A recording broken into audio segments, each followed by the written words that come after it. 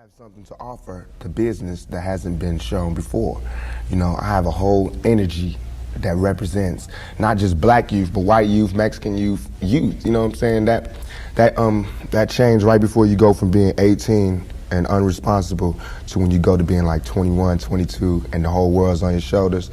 I believe strongly that my audience empathize with me because I show that side. I show that emotion raw, uncut, good and bad. And so I think I can bring that more funneled, more directed into screenplays, more albums, producing, managing, you know what I'm saying? If I can figure out just how to control it, I can use it on a lot of different levels. I trip off because it happens out of nothing. It just goes, you know, everybody just be screaming and acting, and I just trip. I get uncomfortable, and it's like similar to a deer being caught in the headlights. I just freeze, you know, and I don't know what to do. I don't know if I should be what they want me to be, or if I should make them hate me so they can stop. You know, like say something mean so they can just stop. But I'm just like caught in the middle of it because you can't. I mean, no one can do that. Police can't do that. They can't stand in front of all those people and control them with a gun and mace and all that. So me with just words, it's like a battle to find the right words to say at the right time. I'm curious, when you think about the idea that you do have that kind of control over so many people, in one sense, the whole idea of being a role model comes up in the imagery. And a lot of people who know you, and I talked to them beforehand, suggested that, hey, you know, when you meet him, he's going to be something entirely different than you imagine and what the media is portraying him. What about that idea that you have been portrayed? And sometimes, I mean, to be honest, you like the portrayal of you just hard, That's thug. Right. That's right. Don't step on me. That's right. You're in trouble. That's right. Yet there's another side to you, too. What about that idea that you've got to be able to figure out where you're going? To me, it's like it is my sensitive side that likes to blow up the hard side, because if my image or my reputation can stop a confrontation before it happens, I'm fine. You know what I'm saying? I know how it is day to day. It's a constant man ego check going on in this street, in this world. So part of that is just like, you know, that's my resume. But as far as the media, they look at it as something different. They don't care about my resume. They don't care about me not getting in trouble. It's just another story, you know, and it's a real story. They don't have to pay for it, and they're gonna milk it for all it's worth. As far as people, they want me, when they first see me, to humble myself. They want me to be like this and da-da-da, just because they're scared of me. But I don't feel like that's my job, to humble myself, to show you that I'm not a threat. I'm not a threat, unless you're a threat to me. You know what I'm saying? So when people say, when you meet Pac, he's different than he is, because when somebody one-on-one, anybody one-on-one, I believe, honestly, that I can talk. I believe that I have the ability to reason, I have logic, I have compassion, I have understanding. If we talk, there's no problems. You know what I'm saying? But that's not what happens. People use what they heard in the media, and that's how they come at me. And then, you know, we got to clash. One of the things that you read in the media is that you're angry, that you personify your generation, that you just got some angry folks out there, and you're one of them. I'll put it to you. Are you angry? Are you angry with what you see society is about? Yeah. I'm extremely angry, confused. You know, a lot of the times that I sat up in court, I couldn't defend myself, you know what I'm saying? And it wasn't like the things they were saying about me were beyond my comprehension, or the things that I could say weren't gonna help my case. But because, it's like being exiled, you know, from society. And that's how I feel. And this whole, the anger comes from, I'm tired of waiting for my past to get into society. All I ever wanted to do was make me and everybody around me feel more comfortable about where we were. You know what I'm saying? About the places that we stayed. This is our home base. Let's build it up. Let's be happy about where we come from. You know what I'm saying? Instead of trying to assimilate and get a pass key to where they at. You know what I'm saying? Not to say that everything needs to be separate, but we gotta find pride in ourselves. You know what I'm saying? And once you get the pride, like damn near 2 seconds after the pride comes anger. From being held like that for so long, and to be made to go through those changes, you get mad. You know what I'm saying? As soon as any black man receives his first 3 checks, he starts getting mad. Because it's not about the necessity of having to have a job and having to pay and having to do that. You don't care no more about the smiles and the, yes, massa, because you done got paid. You know what I'm saying? And now it's like you want to save money. You want to help other people. And you see how far it is, how far you have to go to help anybody in your neighborhood. It's set up for me when I get paid, for me to exit the ghetto. You know what I'm saying? The only reason I've had these problems is because I haven't left yet. And these problems don't come from a white man. It comes from just society, the problems that we have. Let me put this to you. A lot of people tell me Tupac is, for the most part, a nice guy. This old thug thing, hype. Good for record sales. Helps him identify with the young people who are out there and angry, who would maybe label him a sellout like they did Hammer if he didn't have that hard side. What about that? First of all, nobody could call me a sellout. I'm not going for that. I'm not even in that. I'm not looking for approval from the black community because we don't give approval. You know, we don't really do nothing but exist. So it's not like black people could tell me you a sellout or you true blue. You know what I'm saying? It's not that. I'm not even caught up in that. But I can see that, you know what I'm saying, the one thing we do have in common as black people is we share that poverty. So the thug side is more closer to the poverty than me being rich. You know, how can I come to any community center, you know what I'm saying, sporting a Rolex Presidential, all these diamonds, and be like, look, we, you know what I'm saying, gotta. But now when I say we, they know what I mean. I'm not saying like I live in this neighborhood and nothing, but I'm a thug, and they thugs. They can relate to it. I don't even have to say that, you know what I'm saying? When I come, I don't have to say I'm real.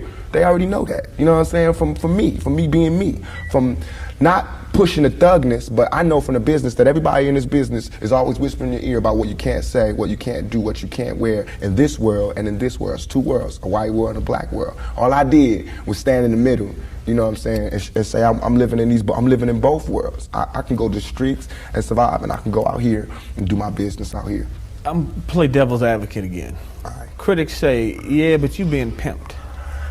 You're being pimped by the record executives who will allow you to do your thug life because it portrays a certain black. I mean, you've heard it, that if you were just a singer, you wouldn't have the same record contracts you have. Right. But because you portray the thug life, the gangster rap, they've allowed you to make that money. They've allowed you to push and make your platinum. I beg to differ. You know what I'm saying?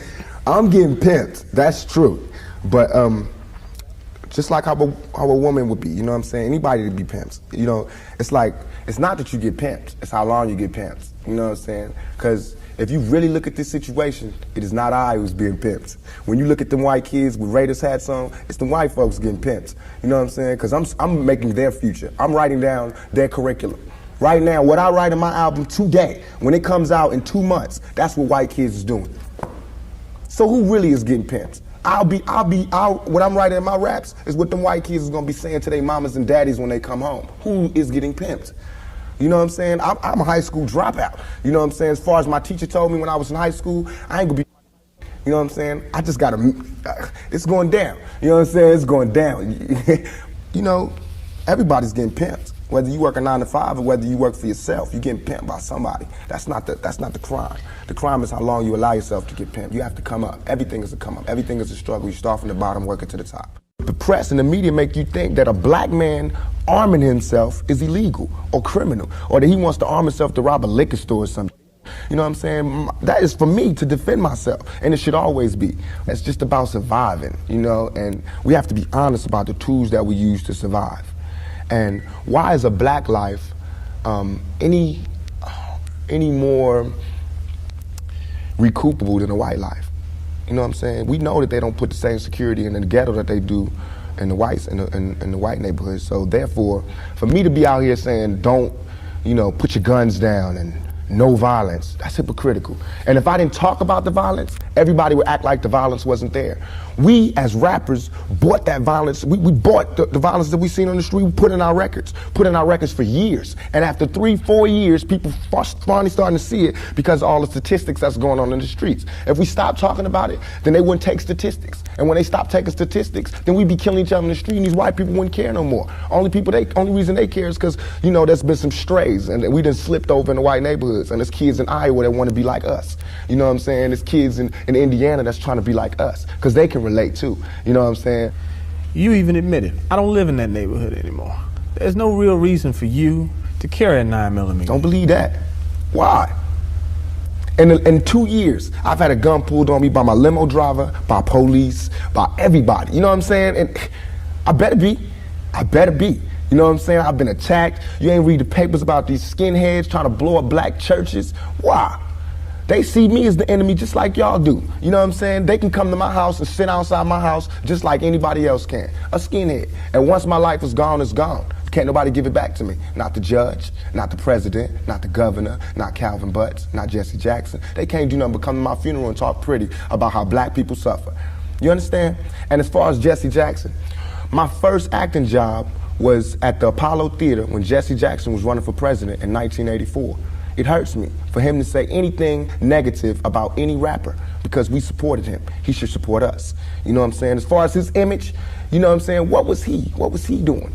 You know, he should be the last person talking about gun violence when he sat right there while Martin Luther King caught one in the neck. You know what I'm saying? Things ain't really changed that much. I swear to God, nothing I ever say is meant to be something where innocent people get hurt. Nothing I ever say is meant to be like a end all, let's go do it right now. Nothing. Everything I ever say, and if any, this is so we can set it clear, anything I ever say as it pertains to my peers and being strapped is only in self-defense. You know what I'm saying? Because right now where I'm at, the world is harsh. And I just don't got no beautiful stories. You know what I'm saying? I'm gonna just be getting them ready. Because that's why I think I messed up. If somebody would have grabbed me, pulled me to the side and been like, look, Tupac, as soon as you step out here, they're gonna be at you. If somebody would have explained it to me, I wouldn't have took the same mistakes. But I made those mistakes. And that was my job to stop somebody else from making those same mistakes. To lay it out. To lay out the real map on the world and how it is. Everything I'm saying is a warning, is a plea for help. If everybody is so goddamn worried about me, why ain't nobody came to help me? You know what I'm saying? I never wanted to be no star. This ain't my job. I don't care if everybody don't cheer for me. You know what I'm saying? If you're not cheering for me for what I'm doing, don't cheer for me. Don't cheer because you think I'm cute. You know what I'm saying? Screw that. Cheer for me for what I'm doing, for what I stand for. And when I go to jail, you should cheer louder. You know what I'm saying? Because I'm standing up for what I do. I'm not robbing nobody, not stealing from nobody. I never took nothing. Everything I do to represent my people. I do because I think this is what they want me to do. This is all I want to say. For all the people that doubt me, I had no record all my life. Okay? No record, no police record, until I made a record. As my video was debuting on MTV, I was behind bars getting beat up by the police department. I got a $10 million lawsuit. They said they would settle with me and everything. You know what I'm saying? But nobody cared about that. That wasn't blew up all in the news. They didn't see me. They did not see me on TV with my eye busted, my head busted. There's pictures of those. In Oakland, yes, in Oakland. You don't see them pictures. You see pictures of Tupac coming out of jail in cuffs. You don't see pictures of the police standing over me beating my brains in. You don't see that. But I see that. That's what I see. You know what I'm saying? So it's all real. And I feel like just like a woman that's raped, any woman that's raped would never, ever allow herself to be raped again. Am I correct? Any woman that's violated would never allow herself to be violated again. Same thing. You know there are going to be people who sit here and say, how can you say that when you're faced with that charge? That's how I can say it. We got people in my own community that will get me. Why? Because I got it. Now this girl, who I can't say her name, but if I was to say her name, 1,000 all over the world would go, I put this on everything I love, on everything I love. When I was in Atlanta, I was pulled over at a gas station. Some dudes from New York pulled over next to me and told me the girl's name. They said, I know the girl that did it. They told me her name and where she's from, say she's scandalous.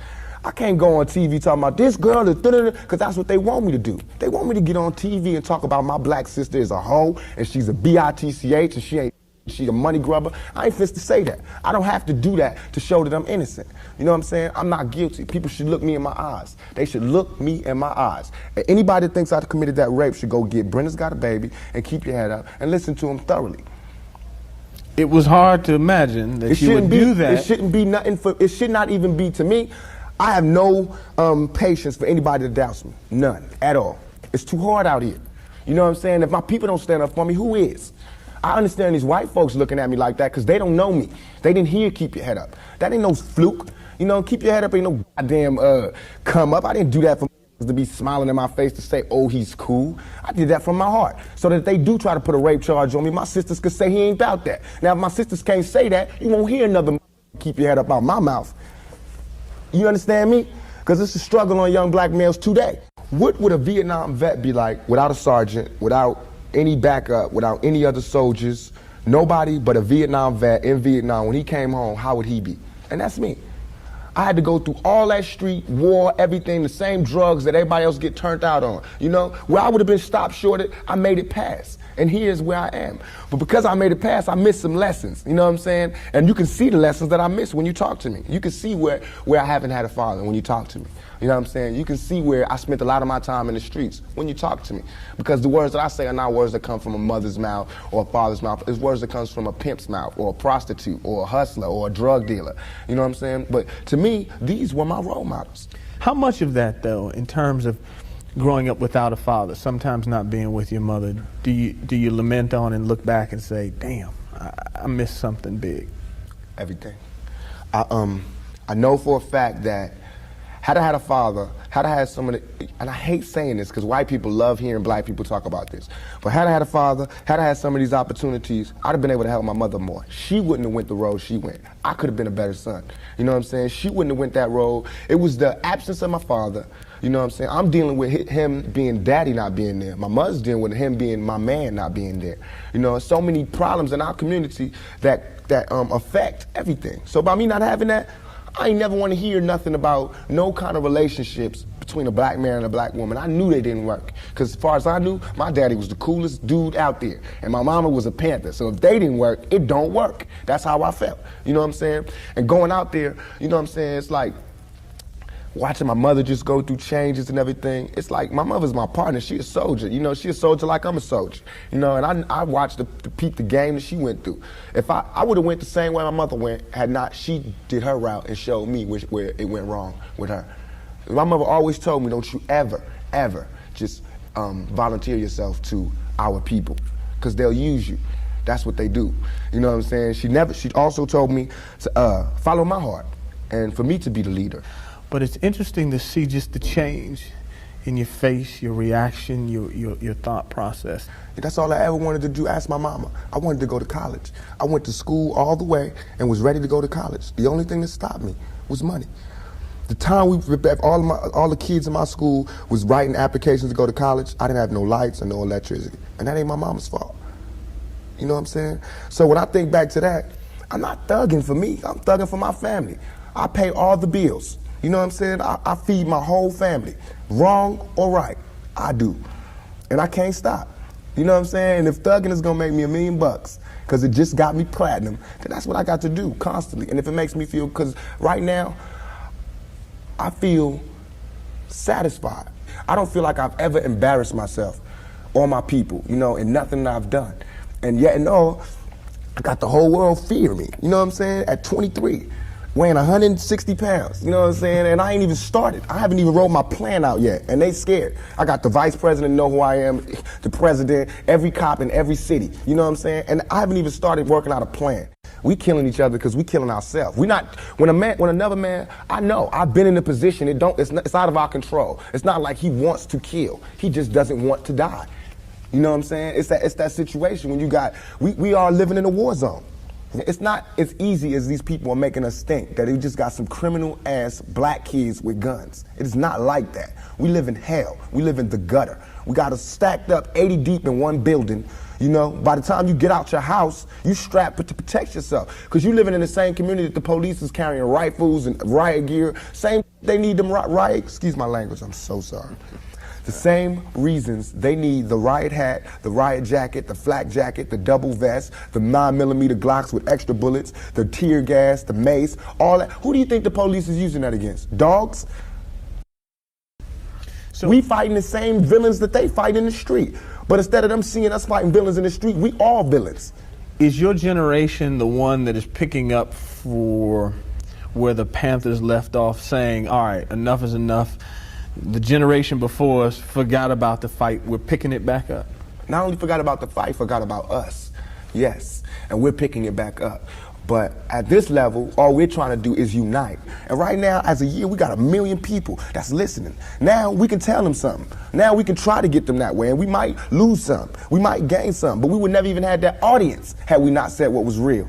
You know what I'm saying? And the main thing for us to remember is that the same crime element that white people are scared of, black people are scared of.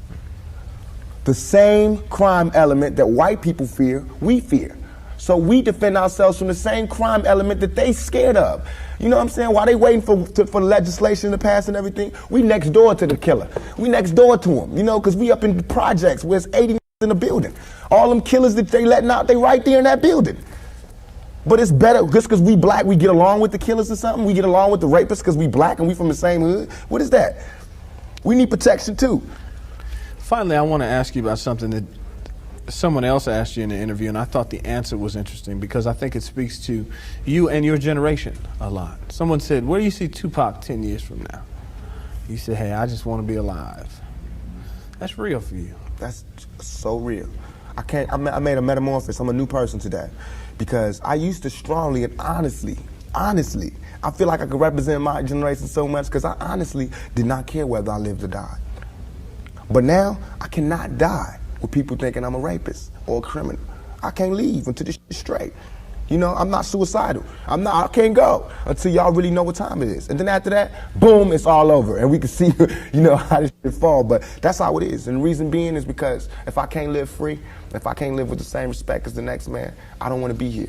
Because God has cursed me to see what life should be like. If God wanted me to be this person and be happy here, he wouldn't let me feel so oppressed. He wouldn't let me feel so trampled on. You know what I'm saying? He wouldn't let me think the things I think. So I feel like I'm doing God's work. You know what I'm saying? Just because I don't have nothing to pass around for people to put money in the bucket don't mean I ain't doing God's work. I feel like I'm doing God's work. You know what I'm saying? Because these ghetto kids ain't God's children. And I don't see no missionaries coming through there. You know what I'm saying? So I'm doing God's work. While Reverend Jackson do his up in the middle class and he go to the White House and have dinner and pray over the president, I'm up in the hood, you know what I'm saying, doing my work with my folks. And just because I don't live there don't mean I don't go there. I got to go there because I can't hang nowhere else.